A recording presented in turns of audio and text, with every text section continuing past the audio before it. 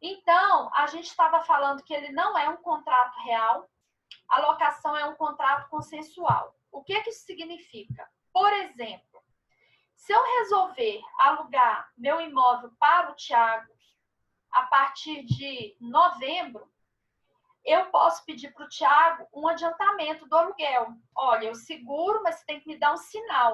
Vocês estudaram isso, é chamado de arras. Não sei se vocês se lembram disso. E aí, o Tiago fala, beleza, eu vou te pagar essas arras, então, para você segurar para mim o negócio. Beleza. Não houve alocação? Sim. Eu ofereci, ele aceitou, então nós temos aí um contrato perfeito e acabado. Por isso que a gente fala que ela é um contrato consensual e não um contrato real. E nós temos aqui ainda outra característica, é que ela não tem caráter personalíssimo. Aí lembrando aquele exemplo que eu dei, quando a pessoa fica muito tempo no imóvel, o pai morre e ele continua morando sem pagar o aluguel e depois quer pedir os campeão. Olha a questão. Como a locação não é um contrato personalíssimo, quem continua morando no imóvel continua a locação, tá? Então, por exemplo, o pai alugou esse imóvel, o contrato está no nome do pai junto à imobiliária. Esse pai falece e continuaram morando nesse imóvel a viúva ou os filhos, enfim, a família continuou ali. Essa locação, ela rescindiu? Não, ela continua normalmente, tá? Então, o fato de quem contratou falecer não extingue o contrato, ele permanece para aquele que continua usufruindo do bem, porque a locação, repetindo, não transfere propriedade, como ela transfere posse, quem continuar ali continua na condição de locatário, tá?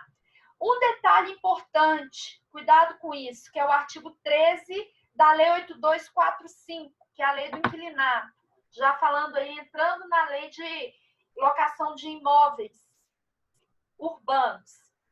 É possível eu sublocar ou eu ceder a locação? Sim, é possível, justamente por não ser personalismo. Só tem um detalhe. Para isso ser possível, tem que ter cláusula expressa no contrato autorizando. Caso contrário, não pode. Por exemplo, eu alugo um andar de um prédio comercial e nesse andar tem 4 salas. Se eu alugo, aí eu iria usar as 4 salas do escritório. Aí eu resolvo usar só 3 e me sobrou uma.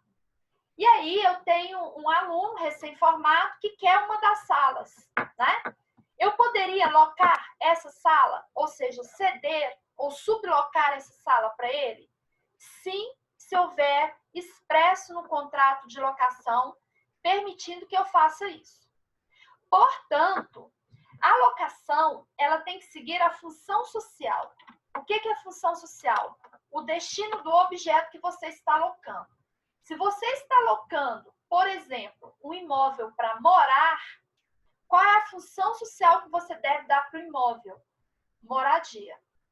Se você está alugando um imóvel para comércio, qual a função social dele? Comércio.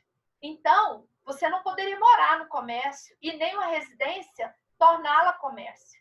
O que eu vejo, muita pessoa aluga o imóvel residencial, aí tem uma garagem grande, ela pega e transforma aquela garagem no salão de beleza, ou então transforma a garagem num mini lanchonete, ou transfere no pit dog, alguma coisa assim. Não poderia, tá?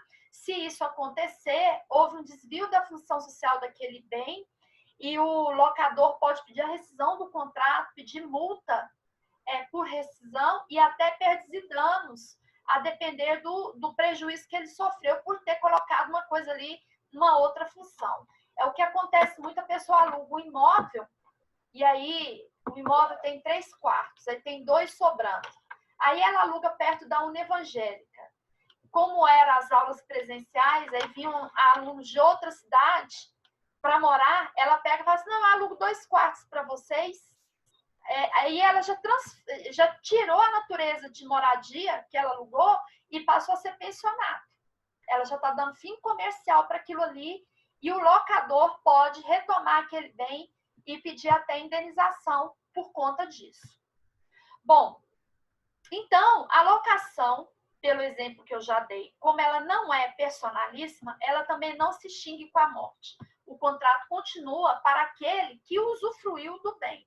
Logicamente, ele não vai continuar se ninguém usufruiu daquele bem, certo? E esse usufruir do bem tem a ver com os vínculos que as partes têm entre si. Se não houver vínculo, por exemplo, vou dar um exemplo aqui.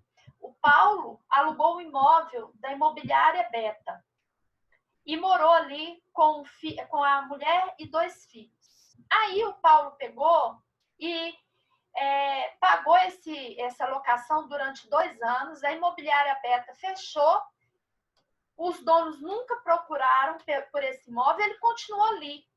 Só que por 5 anos, sem pagar aluguel. Então, 2 anos mais 5, tem 7 anos que ele está lá, ele morre.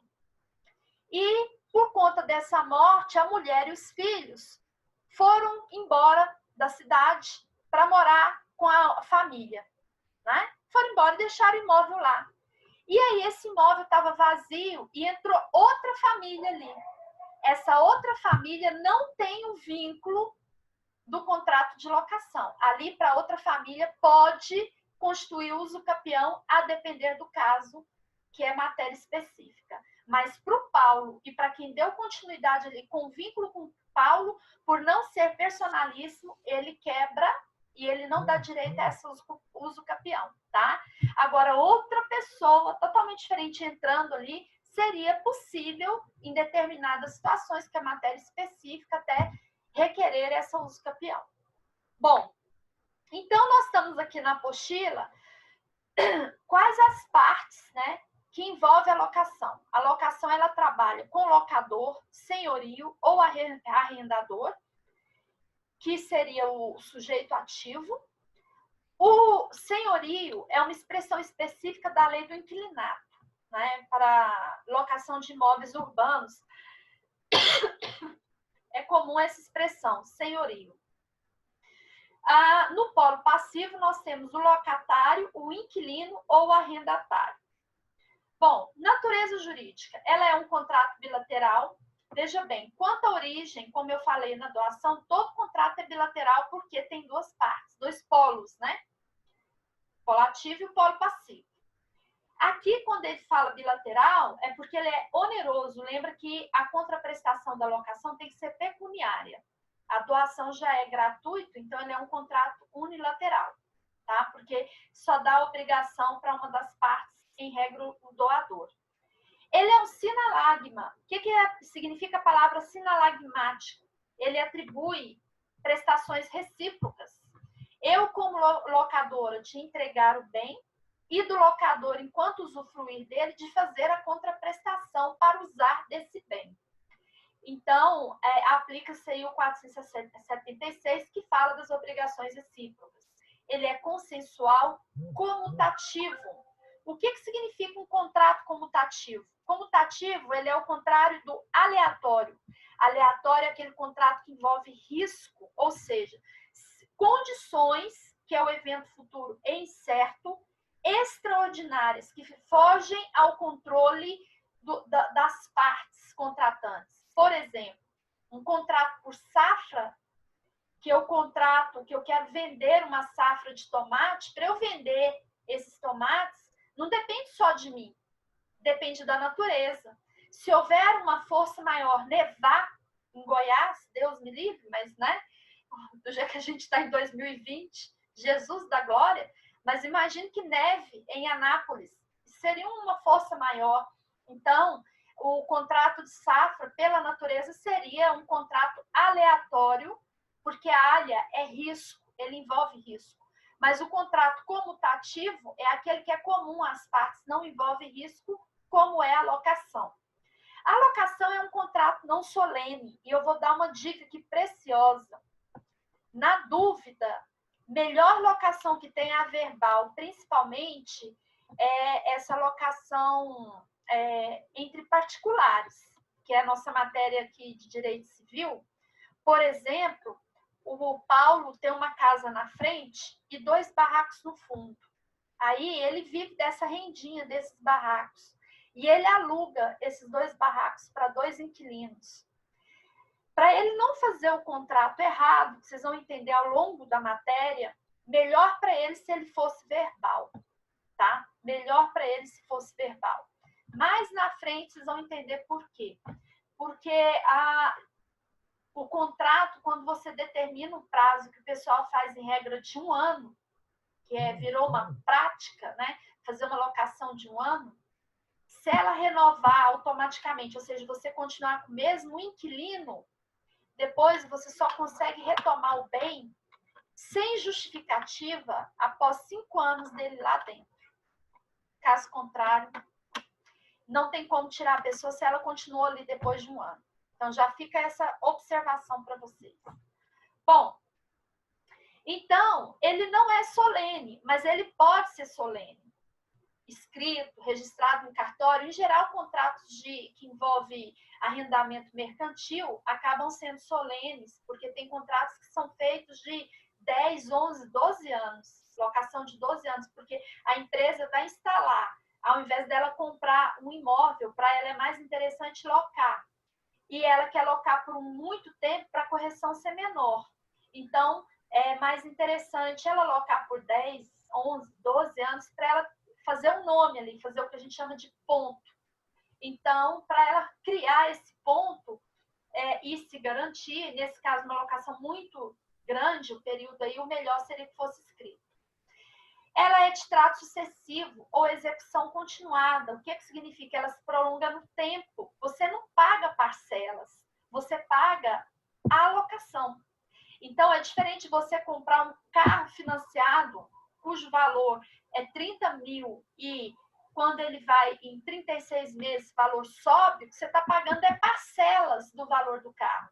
A locação não, é igual uma internet, você não paga parcelas, você paga mensalidade pelo serviço. E a locação é desse jeito. Essa mensalidade ela é chamada de trato sucessivo ou execução continuada, certo?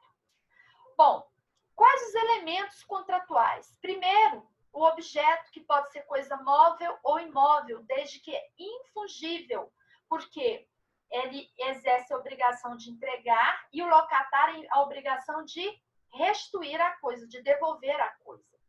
Não podem ser alugadas coisas móveis consumíveis. Isso é interessante. Se o objeto é infungível e eu tenho que devolver aquele objeto, como é que eu vou alugar algo, gente, que não pode ser restituído? Eu estou dando essa situação aqui, eu dei um exemplo, por exemplo, energia elétrica, mas eu vou dar um exemplo aqui, que também está na apostila, que é aqui perto de nós, Pirinópolis, Pedreira de Pirinópolis. O que tem de gente que aluga pedreira, aluga. Não tem, quando tem pasto, a pessoa arrenda pasto, né? Quando é pedreira, que as empresas querem usar a pedra, mas você vai alugar pedreira porque a pessoa quer tirar a pedra dali. Gente, se você tirar a pedra, você vai devolver a pedra? Tem como devolver aquela pedra?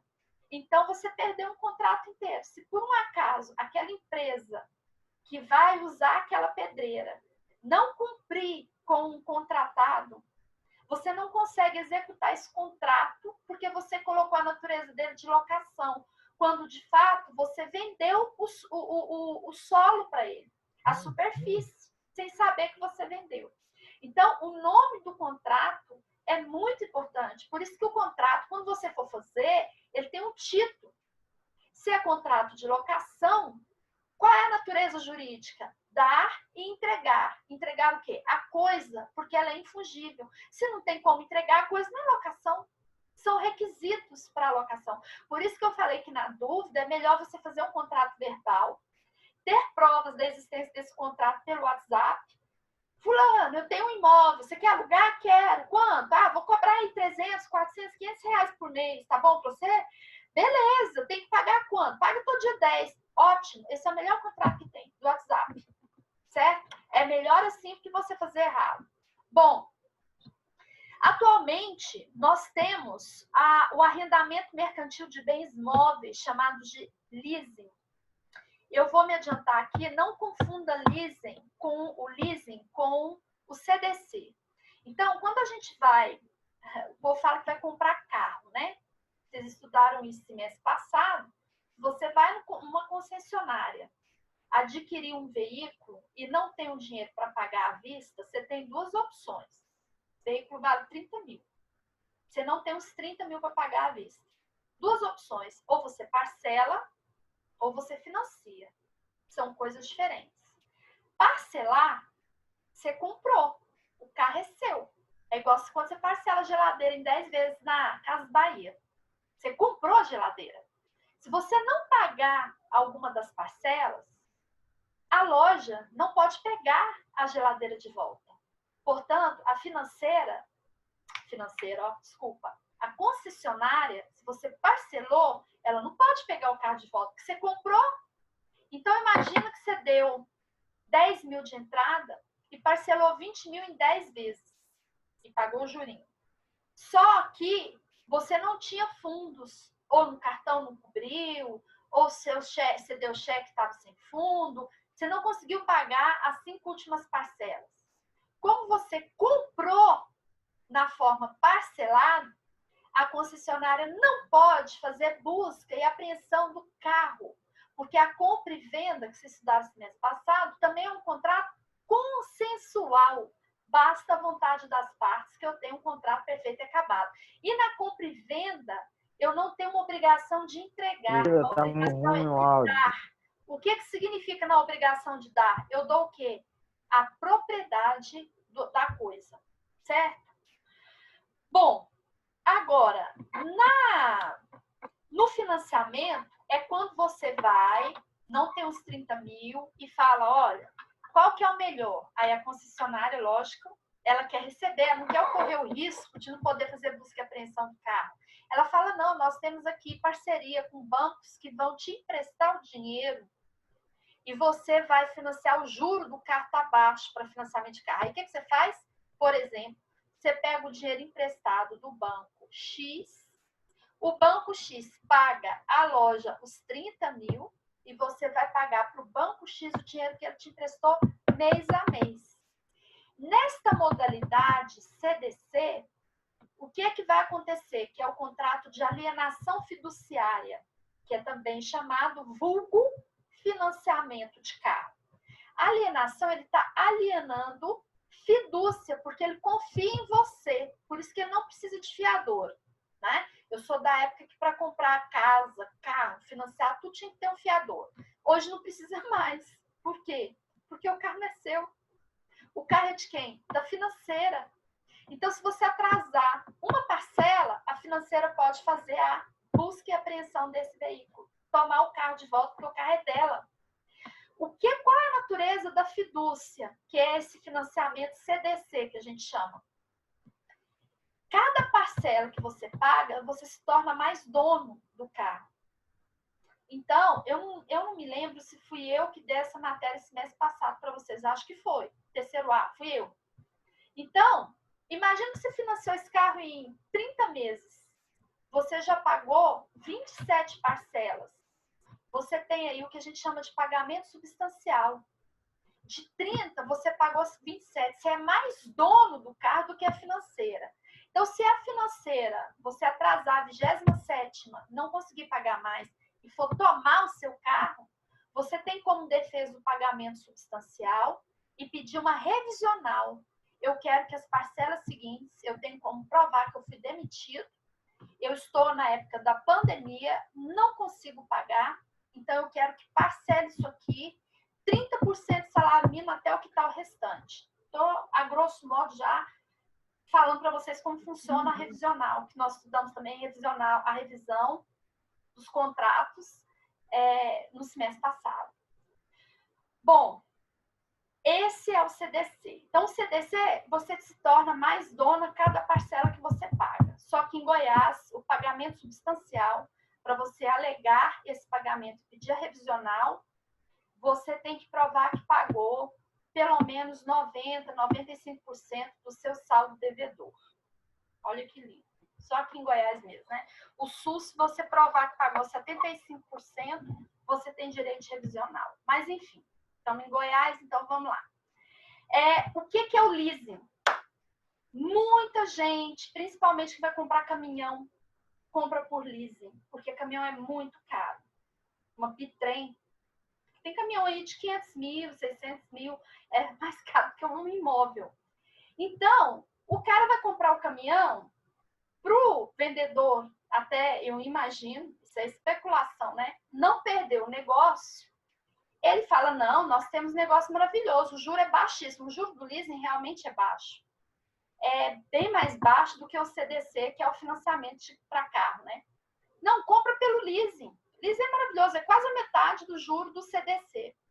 Aí o cara faz as contas dele e fala, nossa, ótimo, beleza, então tá, vou comprar pelo leasing. Só que leasing é sinônimo de aluguel. O que significa?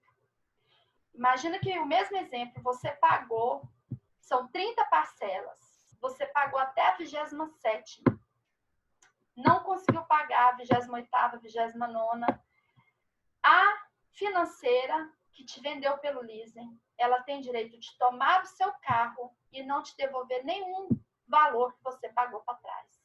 Por quê? Porque leasing é aluguel. Você só é dono do carro quando você pagar a última parcela.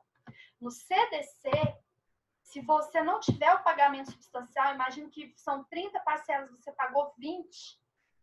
Pelo menos, a financeira é obrigada a te restituir o que você pagou, descontando juro, multa rescisória, honorários de advogado, mas você recebe. Você restitui algo, porque senão é enriquecimento ilícito da financeira. Porque você pagou. No leasing, por acaso, gente, eu alugo o imóvel por 1 ano. Aí, no 4º mês, eu resolvo estudar fora por 4 meses. Aí, como eu estava estudando, tenho prova de que eu não estava morando nesse imóvel que eu aluguei, mas eu estava 4 meses viajando, fazendo prova em Portugal. Eu tenho como pedir a restituição do aluguel que eu paguei, porque eu tenho como provar que eu não estava usufruindo do bem? Isso não existe, gente. Se você pagou, você não tem direito de pegar de volta. Porque a natureza da locação, você não pega de volta o dinheiro. É o leasing. O único detalhe do leasing é que quando você paga tudo, eles automaticamente, de leasing, você se torna dono. Tanto é que no leasing, o documento do carro nem no seu nome fica. Ele fica no nome da financeira. No CDC, ele já está no seu nome, tá? Então, cuidado com esse instituto aqui, que é o leasing, que é sinônimo de locação e é usado no arrendamento mercantil de imóveis, que eu vejo muito em caminhões. Caminhoneiros compram muito os seus caminhões por leasing, porque os juros é mais barato, mas com cuidado, que se você atrasar, você não pega o dinheiro de volta. Bom, o credor pignoratício, ele tem direito de alugar a coisa do devedor. Nem precisava isso aqui, porque a gente viu que para ser locador, não precisa ser proprietário. É aquele que tem a administração da coisa locada. O que é o credor pignoratício? É o credor que tem um penhor, né? Nós temos 3 garantias no Código Civil. Ou é hipoteca, que é a garantia que é dada de um imóvel, ou é o penhor, que é a garantia de um bem móvel, ou é a anticrese, que eu dou de garantia os frutos. Essas são as garantias reais. Então, são 3. Reais vem de res. Eu dou coisa em garantia.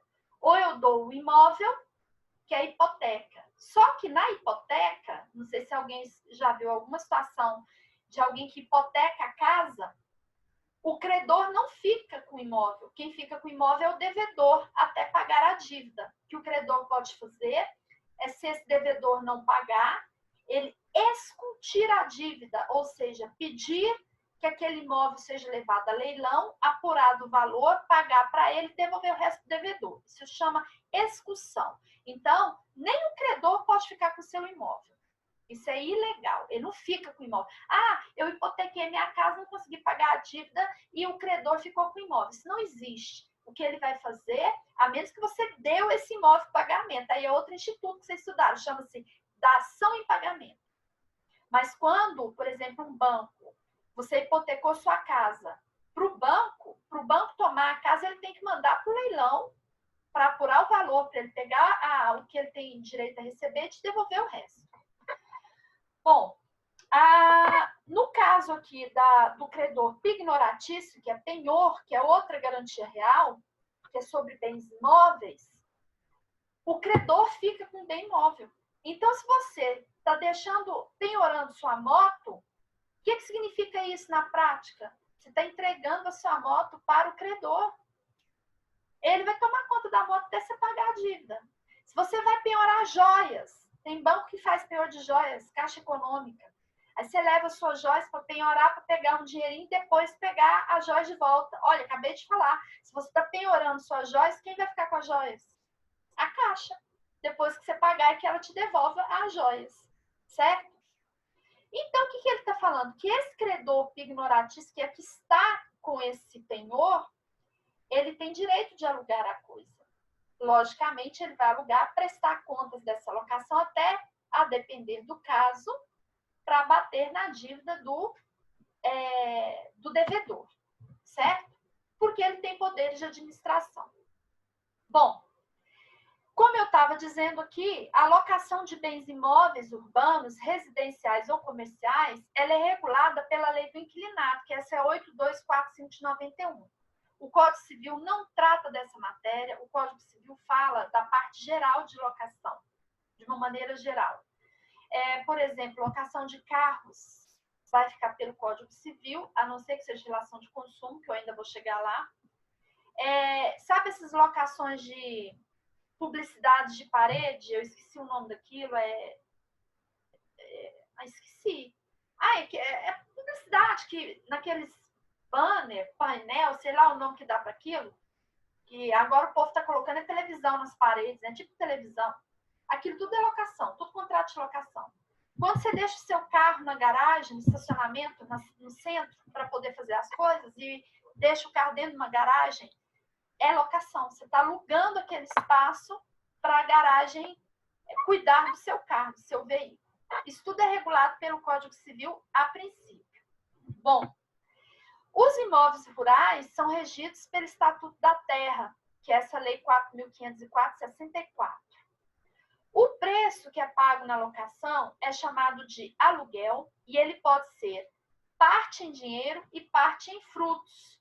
Mas se ele for todo em frutos, ou você tem um contrato inominado, a depender do que você está fazendo ali nesse negócio quando aconteceu, ou então até a permuta.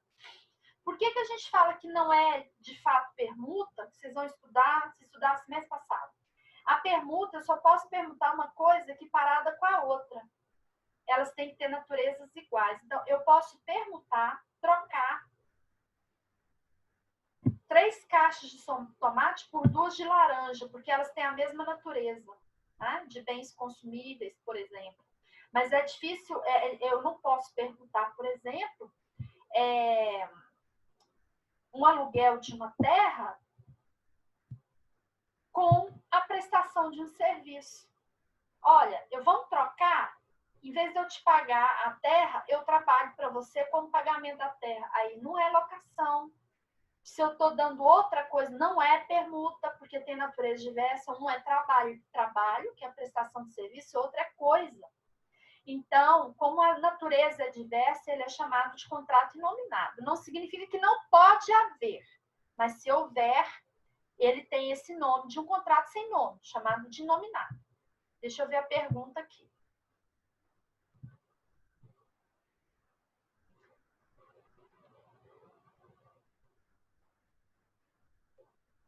Ah, tá.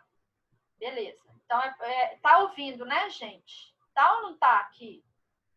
Alguém falou que não tá e o outro falou que tá. O meu tá. Então tá. Beleza. Então, voltando aqui. Eu acho que é o meu cabinho mesmo aqui que eu tava colocando aqui no computador. E o pior é que eu tenho outro computador que eu comprei. Viva as aulas online. Mas que imagem ruim. É horrível a imagem, é horrorosa. Ela não é igual a essa imagem que fica bonitinha. Por exemplo, se eu ligo a luzinha aqui, ó, fica perfeita aqui, ó, não tem chiado. Do outro computador ele fica assim meio nebuloso, fica parecendo um fantasma. Mas vai ter que ser o jeito. Próxima aula eu vou ver se eu vou no Google Meet e no outro computador. Ver se funciona. Vamos lá. Tá. Falando do preço. O preço que é o aluguel, então cuidado. Ele pode ser em parte dinheiro e em parte frutos, tá? Mas se ele for todo frutos, ele é chamado inominado, lembrando que a permuta é possível se for da mesma natureza. E existe tetos e reajustes, ou reajustes tem gente que não sabe. As locações de imóveis urbanos vai usar como reajuste o INPC, que é o Índice Nacional de Preço Consumidor. Esse INPC, ele faz a correção monetária. Ele é também chamado de IPC. Ou o mais comum que as imobiliárias usam é o IGPM, tá? Eu não sei se vocês já ouviram falar. Esse IGPM, ele faz o quê? Ele faz a correção. Então, esse preço, ele pode ser corrigido uma vez por ano, na época que você fez o aluguel. Então, por exemplo, se você alugou um imóvel em março de 2019, em março de 2020, é permitido fazer a correção depois de 12 meses. Antes, não. Tem que esperar um ano. Tem que esperar 12 meses. Então, se você continuar no imóvel, a correção tinha que ser em abril e não em março. Eu vejo muito imobiliário fazendo assim. Já no 12º mês, ela já faz a correção. E mais, é simples você fazer o cálculo da correção. Como esses índices são de correção monetária, não adianta você fazer o cálculo em dezembro, porque a correção monetária pode estar mais alta. Não adianta fazer em janeiro. Se o seu imóvel é março, 12 meses é março de 2020, se você paga o vencimento é dia 10, você tem que fazer a correção dia 10 de abril. Pode ser que esteja mais baixo. E eu vejo muito dando diferença imobiliária, ela fazendo essa correção errada. E se fizer a correção errada, você tem aí a restituição do valor pago indevidamente pela imobiliária, tá? Ela tem que restituir esses valores que você pagou a mais indevidamente. E outra observação que eu me adianto. É proibida, gente, a vinculação do preço do aluguel ao salário mínimo. Eu já vi também, imobiliárias, em geral, imobiliárias pequenas, colocam assim, o aluguel é 30% do salário mínimo. Aí, se o salário mínimo aumenta, o aluguel aumenta. Por isso que eu falei, se você tem poucos imóveis e aluga particular sem ser pela imobiliária, é melhor você fazer pelo WhatsApp. Falar pelo WhatsApp do que fazer um papel que pode te detonar. Aí você pega um modelo no Google de um contrato de locação e preenche assim, combina com um inquilino, colocando lá do barraco lá que você vai cobrar dele 30% do salário mínimo. Ou seja, o salário mínimo aumentou, ele vai pagar a mais. A correção seria essa. Simplesmente ele pode entrar com a ação contra você e cobrar tudo que ele pagou indevidamente e que vai ser todo mês do aluguel, porque ele não poderia ter correção em salário mínimo, que é proibido. Certo? Então, não pode ter essa correção. Então, aqui, ó, a lei impõe tetos e reajustes. Em geral, o pagamento é periódico, que é mês a mês, de 15 em 15 dias, de 2 em 2 meses. E ele só pode ser exigido antecipadamente, de uma só vez, nos aluguéis de temporada, que é o artigo 20 da Lei do Inquilinato. Então, aqui eu já vou me adiantar num detalhe. Você, se está alugando um imóvel, você não pode cobrar meses de aluguel adiantado. As arras, o sinal que você cobra, pode ser de um mês de aluguel. Você não pode cobrar. O inquilino é que, se quiser, ele que pode te dar. Então, se o inquilino resolver te pagar 6 meses de aluguel adiantado, beleza. Ele que tem que querer. Mas você não tem, por lei, direito de exigir dele 3 meses de aluguel adiantado. Então, aquele exemplo que eu dei, que o cara quer alugar o meu imóvel e eu vou segurar o imóvel, eu peço o sinal que eu peço para ele é o primeiro mês. E vocês já estudaram arras.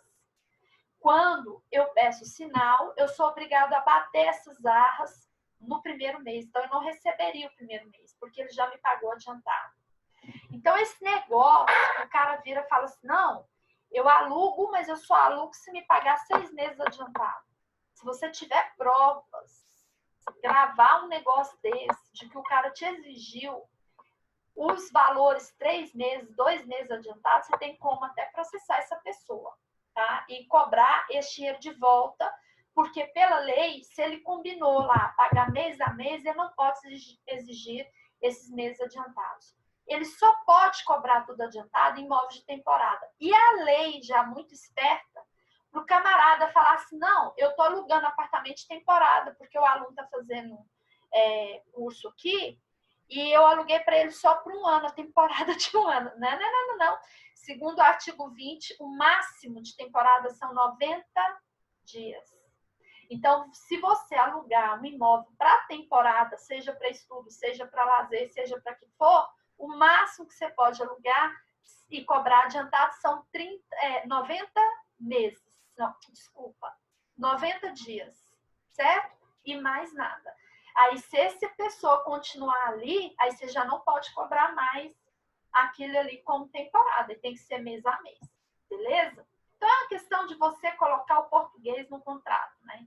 Então, se eu estou alugando um apartamento, quero que o cara me pague 3 meses adiantados, eu coloco lá, posso colocar que eu estou cobrando 90 dias a título de temporada. Se as partes concordarem, o contrato continuará na modalidade normal. Beleza, aí tudo bem.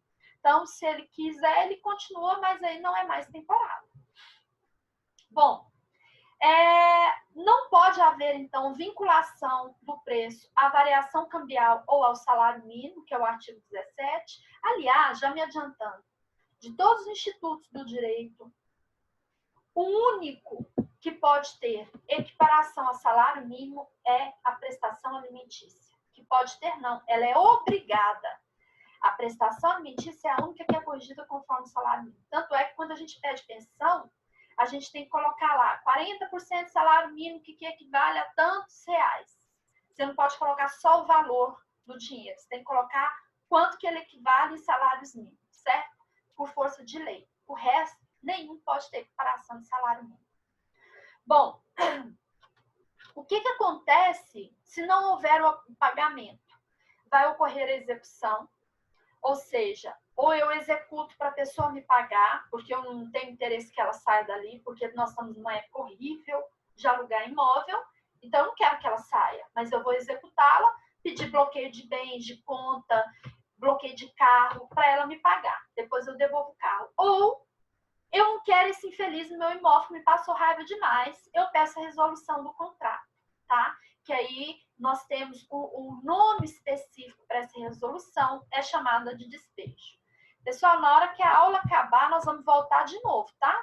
Por conta das intercorrências. Falta 1 minuto aqui. Caiu, a gente volta novamente. Bom, então, essa resolução do contrato, ela é tratada numa lei especial que vai cuidar da ação de despejo. No silêncio do contrato, essa obrigação é quesível, ou seja,